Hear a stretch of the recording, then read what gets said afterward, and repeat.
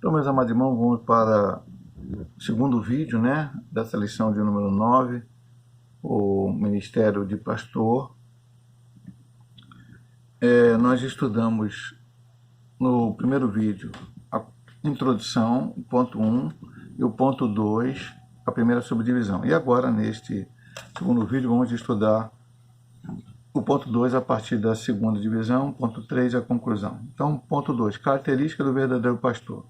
Então, nós vimos no vídeo anterior, o ponto 1, que era um caráter íntegro. Agora vamos ver o ponto 2, exemplo para os fiéis e os infiéis. Texto bíblico 1 Timóteo 3, 2 e 3, afirma que o bispo não deve ser dado ao vinho, espancador, cobiçoso, de topo ganância, contencioso ou avarento. A recomendação é que o próprio obreiro seja moderado. A igreja, o corpo de Cristo, precisa contemplar o seu líder sinais claros do fruto do Espírito, tais como o autocontrole, mansidão, bondade e amor. As características denotam idoneidade moral e maturidade espiritual.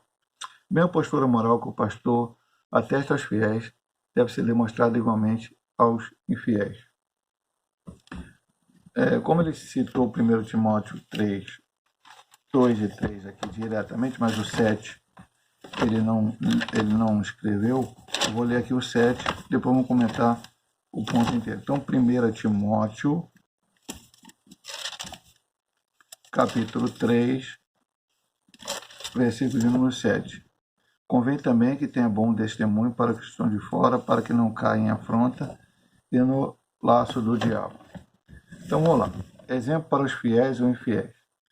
Quais são os exemplos que o apóstolo São Paulo? A lembrar um pouco antes uma coisa.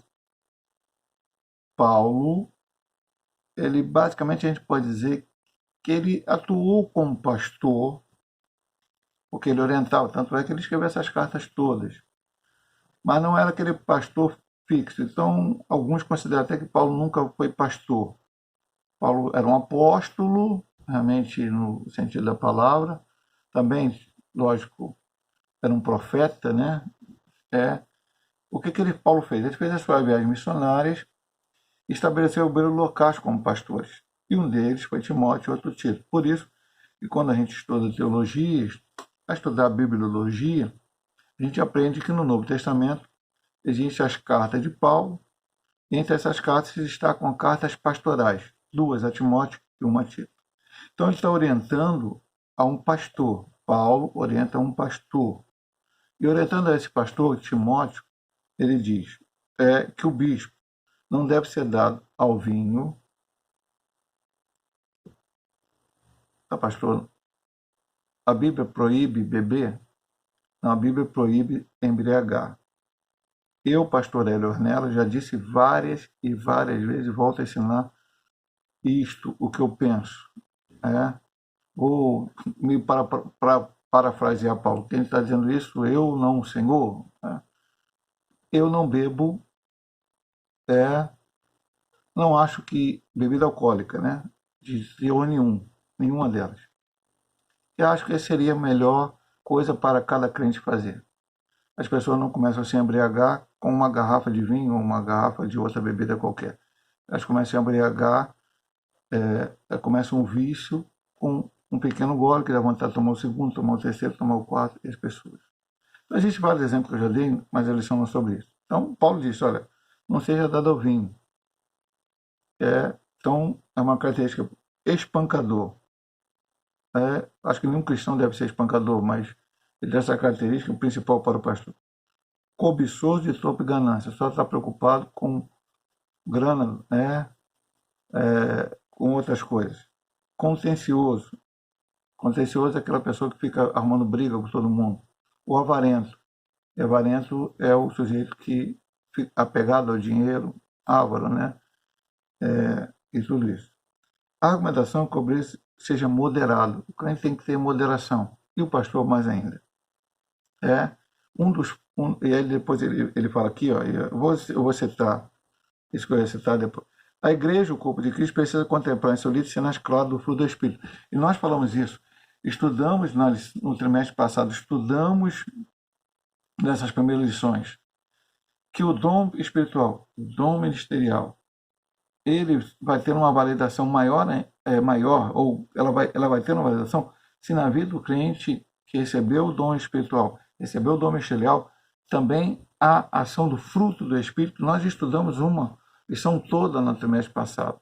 Começa com amor, que é o principal, e vem tudo. E entre eles há uma coisa chamada temperança, domínio próprio. Então o crente tem que ser moderado, o pastor tem que ser moderado. Isso tem que ter muito cuidado, porque existem muitas situações difíceis. Já falamos também no ponto passado, né? Ah, mas o pastor eventualmente pode cometer um erro? Pode, meu amado irmão, porque nós somos seres humanos. Mas certamente Deus vai falar ao seu coração, ele vai modificar a sua vida. A igreja do corpo de Cristo precisa contemplar em seu líder sinais claros do fruto do Espírito. Autocontrole, mansidão, bondade e amor. Essas características denotam idoneidade moral e maturidade espiritual. E depois de falar isso, que tem que ser um exemplo para os crentes, os fiéis, ele tem que ser um exemplo também para os infiéis. Infelizmente, nos dias atuais, a gente vê muitos, vamos colocar assim, pastores, dando mau exemplo para os infiéis. O infiel olha e aí fica complicado. Por isso, às vezes, são umas piadas, umas conversas atravessadas, por causa de mau exemplo de pessoas que deveriam dar o exemplo. Eu sou pastor, eu preciso dar um bom exemplo. Preciso. Nós estamos cercados de uma grande nuvem de testemunhas, diz lá a carta aos Hebreus. As pessoas estão olhando para nós. Elas precisam olhar para nós e ver Cristo em nós o máximo possível. Exemplo para a família. Então, nós estamos estudando as características do verdadeiro pastor. Vimos um caráter íntegro, exemplo para os fiéis e infiéis e exemplo para a família. Não podemos esquecer que antes de ser exemplo para a igreja local e com os de fora, o ministro do Evangelho, em primeiro lugar, deve ser exemplo para a sua própria família, sua primeira comunidade e igreja. Governar a própria casa com modéstia e equilíbrio, criando seus filhos com respeito. É o testemunho que toda família cristã deseja experimentar na convivência sadia com o pastor, que é esposo, pai e avô. Portanto, todo obreiro deve cuidar bem de seu lar, pois sem o devido respaldo deste, o seu ministério jamais terá credibilidade. Então, tem que cuidar da família. Primeiro Deus criou a família, depois criou a igreja. Então, o pastor tem que cuidar, criar seus filhos na presença do Senhor, ensiná-los a palavra, dar-lhes o exemplo dentro do lar, o máximo possível. Aqui nós vemos algumas dificuldades em alguns momentos, principalmente nós estamos vivendo nesse século XXI tão difícil. Às vezes, o pastor dá o exemplo. Na vida de muitos nós temos visto isso. Mas os filhos não querem ficar na presença do Senhor. Vamos ver na própria vida de várias pessoas que foram homens, que fizeram coisas importantes, mas seus filhos, a sua família acabou não acompanhando. Não vemos na vários reis de Israel que o rei era maravilhoso, o filho não era. Ezequias foi um rei sensacional, mas Manassés, o seu filho, e Amon, o seu neto, foram horríveis. Manassés talvez tenha sido o pior rei de Judá. Então, às vezes, você pode ensinar a palavra, você pode fazer. Isso aqui eu não estou dando desculpa ao pastor. Então, o pastor tem que fazer a sua parte, o seu trabalho com a sua família. Se ele fizer o seu trabalho com a sua família, der um grande exemplo para ela, ter uma convivência, como diz aqui, sadia. E aí, meu amado irmão, muitas vezes acontece que ele diz aqui, olha o que ele diz aqui, ó.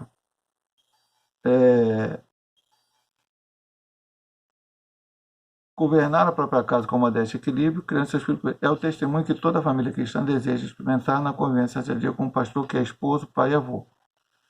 Bem, a igreja quer ver o pastor como exemplo de esposo, como exemplo de pai, como exemplo de avô, no caso de ter netos.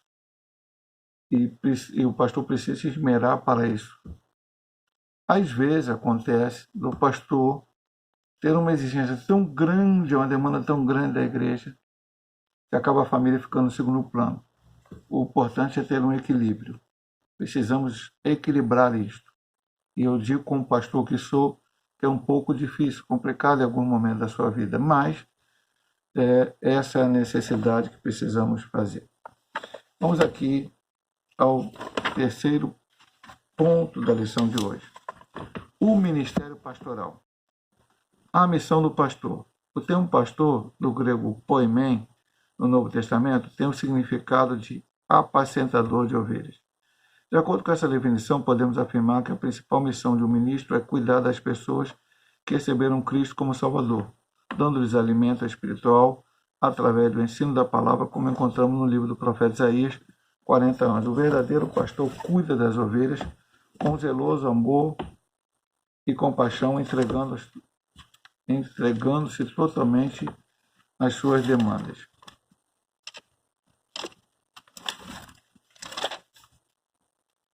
Isaías 40, 11.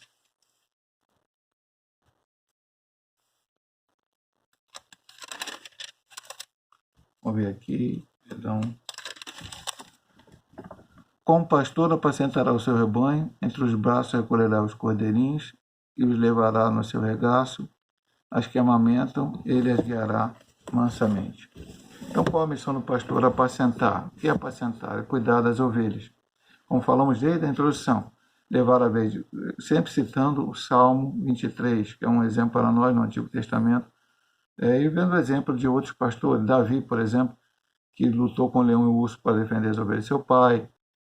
Jacó, que também foi um pastor. Vários exemplos, né? De pastor de ovelha animal.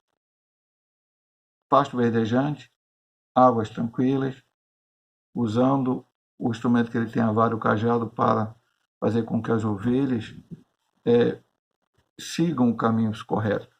Então, ele diz aqui, qual o significado disto?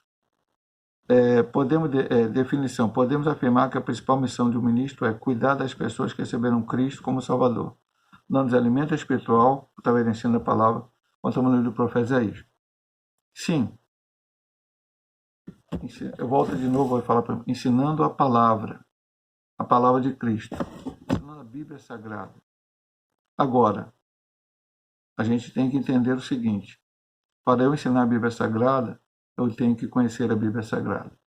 Eu tenho que ler a Bíblia Sagrada. Eu tenho que ter comunhão com Deus. Eu tenho que estar em vida de oração. Se para o crente é necessário isso, para o pastor muito mais ainda. É ter o hábito de ler a Bíblia, ter o hábito de estudar a Bíblia, ter o hábito de ter comunhão com Deus, para que possa falar aquilo que Deus quer falar ao seu povo. O pastor não vai falar de si mesmo, nós já vimos isso na lição. Vai falar aquilo que Deus mandar ele falar, aquilo que Deus orientar ele falar. Como é que Deus vai orientar ele? Através da sua palavra, através da Bíblia Sagrada. E ele vai ensinar a palavra. E depois ele diz, o verdadeiro pastor cuida das ovelhas com zeloso amor, compaixão, entregando-se totalmente às suas demandas. Nós vamos ver aqui, talvez a lição não falou muito, mas cada ovelha particularmente tem a sua demanda, que ele diz aqui, o seu problema. E o pastor tem que ter essa sensibilidade espiritual para entender a necessidade de cada ovelha, para poder ensinar a cada ovelha, para poder, aquela que está se desgarrando, buscá-la para que ela não se desgarre, para que ela continue firme.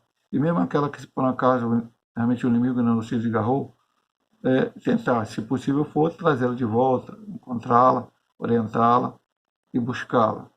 E orar por ela para que ela volte à presença do Senhor. Uma missão polivalente, a palavra mais atual, né? A missão pastoral também é múltipla, por isso ele falou polivalente, né? Multiplicidade de tarefas. Pois o ministério envolve o ensinamento, o aconselhamento, a evangelização e missões, bem como a pregação expositiva da palavra de Deus, que é o seu mais importante empreendimento. Para além dessas responsabilidades, o pastor age como bom conciliador e administrador eclesiástico dos bens e recursos humanos disponíveis para toda boa obra da igreja local. Está sob os seus cuidados a gestão eficiente e honesta dos bens materiais, patrimoniais, das finanças da igreja local. Por isso ele diz lá no início que a missão é árdua. Ele diz que há uma série de coisas para o pastor tomar conta. Então, por isso ele diz aqui, ó, várias coisas. Há quem ache que o pastor deve se dedicar só à pregação da palavra, mas, principalmente se você é pastor de uma igreja com poucos membros, uma igreja menor, e com poucos recursos humanos, você vai ter que se desdobrar em algumas tarefas. E você não vai deixar de ser pastor ou pastorear ou cuidar das ovelhas porque você tem que fazer várias tarefas. Então, o principal: ensinamento, aconselhamento, evangelizações, missões, pregação expositiva da palavra de Deus. Então, já falamos no ponto anterior: o pastor tem que ler Bíblia, estudar Bíblia, ter comunhão com Deus e oração, fazer todo esse trabalho. Vou aconselhar alguém de acordo com o que eu penso? Vou estudar, nada contra, tá? Presta atenção. Mas vou estudar psicologia para poder aconselhar? Não, ela pode até me ajudar, meu amado irmão, mas o aconselhamento vai ter que ser bíblico. A pessoa vai chegar para você e perguntar: pastor, eu estou nessa dúvida aqui se eu devo fazer desta maneira ou desta maneira. E aí você vai para a Bíblia e mostrar para ele o que ele deve fazer, o que ele não deve fazer, de acordo com a Bíblia Sagrada. Qualquer outra ideia, psicologia, sociologia, sei lá o que foi estudado, é apenas para dar uma ideia, mas o principal é a Bíblia, é o ensinamento da palavra. Depois ele diz, fazendo toda essa parte de aconselhar, de ensinar, de evangelizar, enfim. Além disso, o pastor age como bom conciliador e administrador eclesiástico do bens humanos disponível para toda a obra da igreja local. Então, conciliador, às vezes na igreja, um pensa de uma maneira, outro pensa de outra, e o pastor tem que, biblicamente, tentar conciliar. Jesus teve 12 apóstolos, nós vamos ver que eles tinham suas dificuldades. Certa vez, a mãe de Tiago e João pediram para que eles sentassem um lado do outro, e os outros discípulos os outros apóstolos ficaram meio chateados. Jesus foi ali e ensinou eles: não, vem cá, todo mundo está aqui para servir.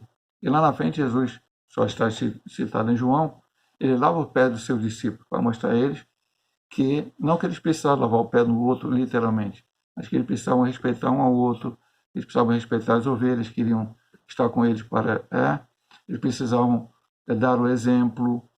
Jesus deixou todos esses ensinamentos, tanto falando como fazendo. E também ele fala dos recursos humanos, por isso ele fala no ponto final: uma gestão eficiente e honesta dos bens materiais, patrimoniais e das finanças da igreja local. A igreja ela precisa ser transparente nas suas situações. A igreja, aí eu não vou citar A, B ou C, porque cada igreja administra de maneira diferente. Com um tipo de supervisão aquilo que está sendo feito. Eu não vou ficar discutindo qual é o melhor método. A metodista pentecostal ela administra da seguinte maneira: está lá o pastor. O pastor é dono do dinheiro arrecadado? Não.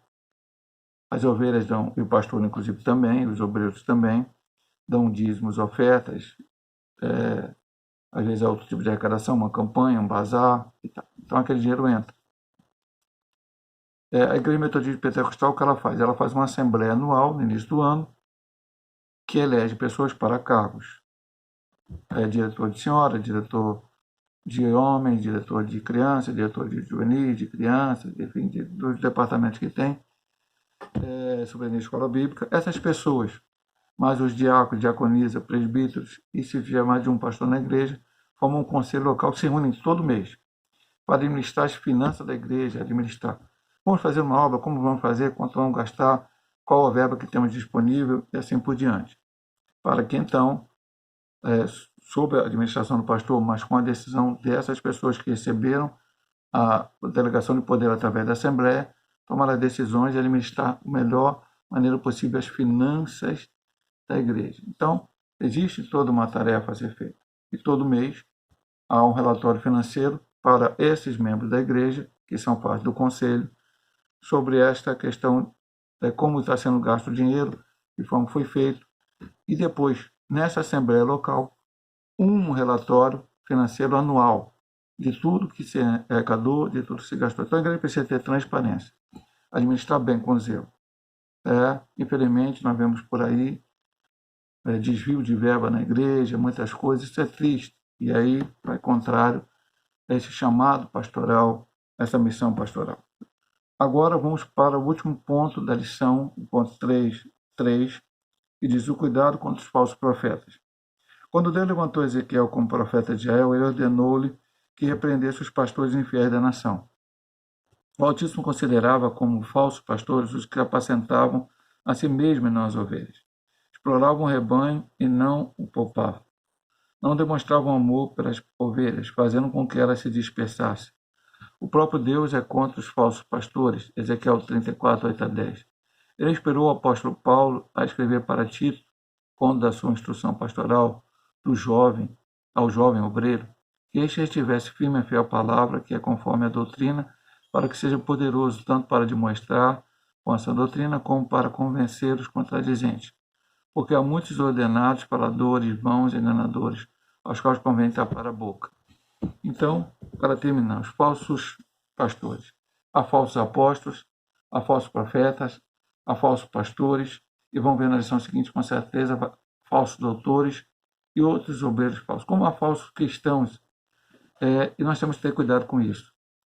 E aí, se eu pudesse falar aqui aos irmãos, pastor, mas como é que eu vou identificar o falso pastor? Você vê as características do verdadeiro pastor. Jesus deu a vida para as ovelhas. Um pastor que não quer se dedicar à obra de Deus, que não quer cuidar das ovelhas, um pastor que não apacenta, um pastor que não ensina, um pastor que não doutrina, um pastor que não dá o exemplo. Pronto, esse é o falso pastor.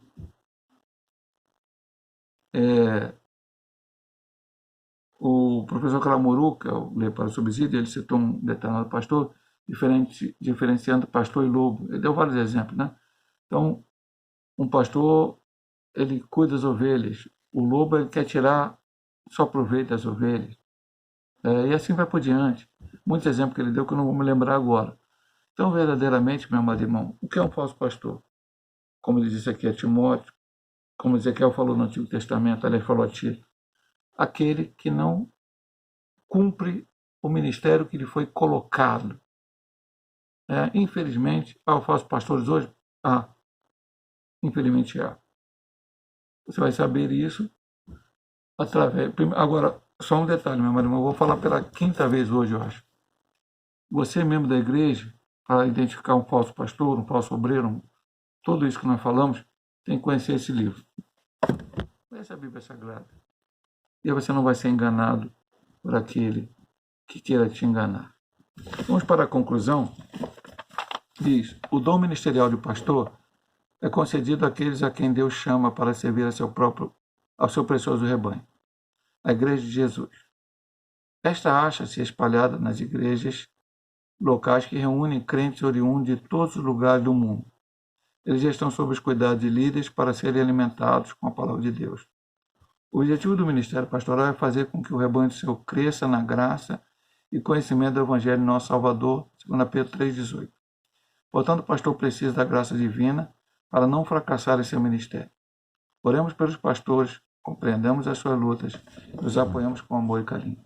Então, diz, na conclusão, é concedido o dom ministerial do pastor, aqueles que Deus chama pessoas do rebanho. Existe um rebanho que é de Deus. O pastor é dono do rebanho? Não. O dono do rebanho é Jesus Cristo, o supremo pastor, o sumo pastor. E nós que somos pastores, eu me coloco porque eu sou, somos chamados para apacentar esse rebanho sob a direção de Deus. Deus chama. Você recebe o chamado. E agora se prepara. E agora vem o momento de fazer a obra de Deus. Você faz. Pastoreando ovelhas. Dentre todas as características que nós vimos do verdadeiro pastor, ensinar a palavra de Deus, orientar, aconselhar, tudo isso que nós vimos aqui. Chamado para isso. Deus o chamou para isso. E você busca a capacitação dia a dia. Pastor, o senhor já está preparado totalmente? Não. Cada dia eu busco a orientação de Deus. Cada dia, até o dia que eu morra, ou que Jesus venha arrebatar a sua igreja, eu estou me preparando para fazer a sua obra, para fazer melhor. E assim tem que ser todos nós. Eles estão, as ovelhas, com cuidado de líderes para ser alimentado com a palavra de Deus. O objetivo do ministério pastoral é fazer com que o rebanho cresça na graça e conhecimento do Evangelho de nosso Salvador. É isso que a igreja precisa. Crescer no conhecimento da palavra, do Evangelho de Cristo. Jesus Cristo salva, cura, liberta, batiza com o Espírito Santo e brevemente voltará para buscar a igreja. E ele termina dizendo assim: portanto, o pastor precisa da graça divina para não fracassar. Então, esse é o ministério. O pastor precisa da graça divina. E também, ele precisa da oração. Você, membro da igreja, tem que orar pelos pastores. Pastor Hélio, pastor Paulo, igreja de Caxias, não. Todos os pastores, metodista pentecostal ou outros pastores de outras denominações, para os pastores, e isso está na nossa escala de trabalho.